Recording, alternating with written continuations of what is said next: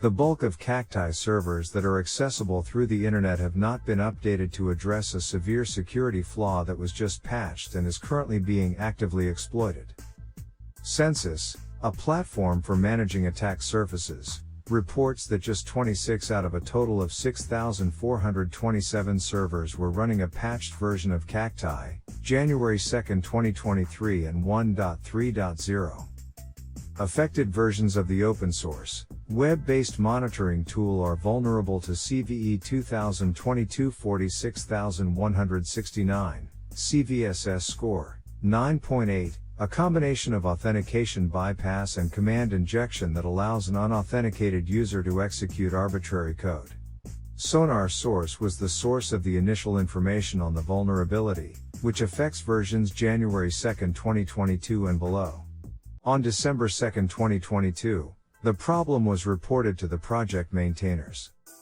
Stefan Schiller, a Sonar Source researcher, stated earlier this month that a hostname-based authorization check is not performed correctly for most installations of Cacti, and that unsanitized user input is transmitted to a string used to execute an external command.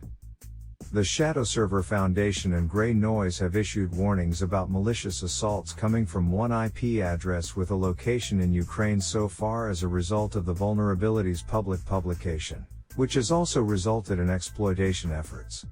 Brazil has the most unpatched versions, 1,320, followed by Indonesia, the United States, China, Bangladesh, Russia, the Ukraine, the Philippines, Thailand, and the United Kingdom.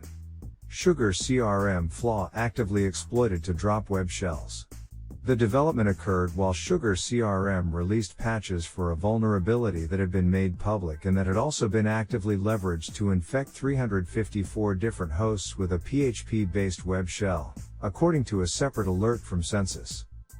The flaw, identified as CVE 2023-22952, relates to an instance of incomplete input validation that may allow the injection of arbitrary PHP code.